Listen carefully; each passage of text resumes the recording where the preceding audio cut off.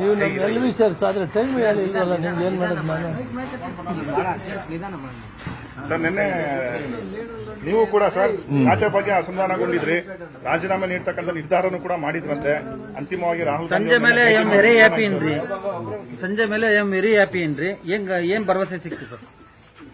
ರಾಹುಲ್ ಗಾಂಧಿಯವರು ನಾನೆಲ್ಲ ನೋಡ್ಕೊಂತೀನಿ, ನೀವು ಪಾರ್ಟಿ ಕೆಲಸ ಮಾಡಿ ಅಂತ ಹೇಳಿದ್ದಾನೆ.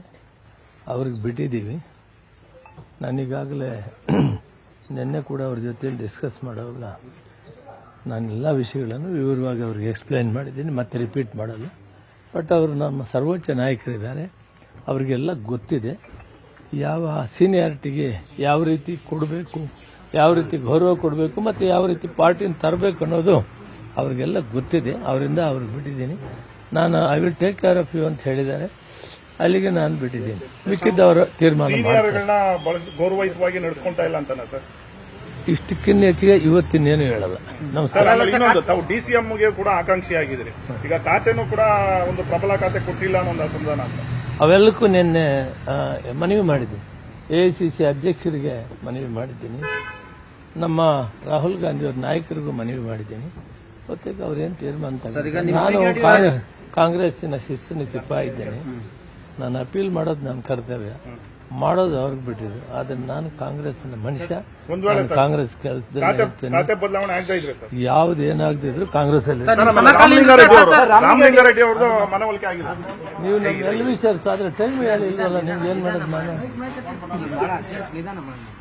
ಸರ್ ನಿನ್ನೆ ನೀವು ಕೂಡ ಸರ್ ರಾಜ್ಯ ಬಗ್ಗೆ ಅಸಮಾಧಾನಗೊಂಡಿದ್ರಿ, ರಾಜೀನಾಮೆ ನೀಡ್ತಕ್ಕಂಥ ನಿರ್ಧಾರನೂ ಕೂಡ ಮಾಡಿದ್ರಂತೆ. ಅಂತಿಮವಾಗಿ ರಾಹುಲ್ ಸಂಜೆ ಮೇಲೆ ಐ ಆಮ್ ವೆರಿ ಹ್ಯಾಪಿ ಏನ್ರಿ ಸಂಜೆ ಮೇಲೆ ಐ ಆಮ್ ವೆರಿ ಹ್ಯಾಪಿ ಏನ್ರಿ ಏನ್ ಭರವಸೆ ಸಿಕ್ತು ಸರ್?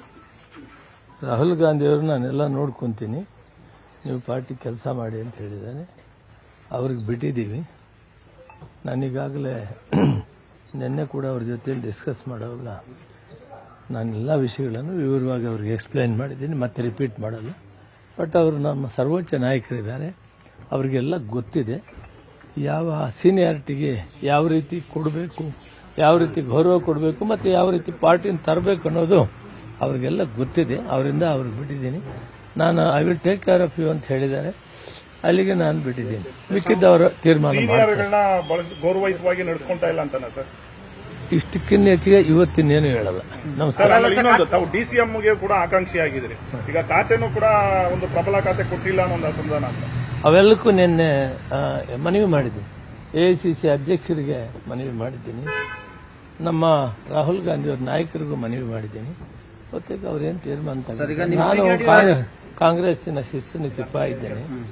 ನಾನು ಅಪೀಲ್ ಮಾಡೋದು ನನ್ನ ಕರ್ತವ್ಯ, ಮಾಡೋದು ಅವ್ರಿಗೆ ಬಿಟ್ಟಿದ್ರು. ಆದ್ರೆ ನಾನು ಕಾಂಗ್ರೆಸ್ನ ಮನುಷ್ಯ, ಕಾಂಗ್ರೆಸ್ ಕೆಲಸದಲ್ಲಿ ಖಾತೆ ಬದಲಾವಣೆ ಆಗ್ತಾ ಇದ್ರೆ ಸರ್ ಯಾವುದೇನಾಗದಿದ್ರು ಕಾಂಗ್ರೆಸ್ ಅಲ್ಲಿ ರಾಮಲಿಂಗಾರೆಡ್ಡಿ ಅವ್ರದ್ದು ಮನವೊಲಿಕೆ ಆಗಿದೆ. ನಿರ್ಭೀತ, ನಿಷ್ಪಕ್ಷಪಾತ, ವಿಶ್ವಾಸಾರ್ಹ ಸುದ್ದಿಗಳಿಗೆ ಮತ್ತೊಂದು ಹೆಸರಾಗಿರುವಂತ ನ್ಯೂಸ್ 18 ಕನ್ನಡ ಈಗ ಆಪ್ನಲ್ಲೂ ಲಭ್ಯವಿದೆ. ದಯವಿಟ್ಟು ಇಲ್ಲಿರುವಂತ QR ಕೋಡ್ ಸ್ಕ್ಯಾನ್ ಮಾಡಿಕೊಂಡು ಆಪ್ ಡೌನ್ಲೋಡ್ ಮಾಡೋದಕ್ಕೆ ಮರಿಬೇಡಿ. ನಿಮ್ಮ ಬೆಂಬಲ ಹೀಗೆ ಸದಾ ನಮ್ಮೊಂದಿಗಿರಲಿ. ಧನ್ಯವಾದ.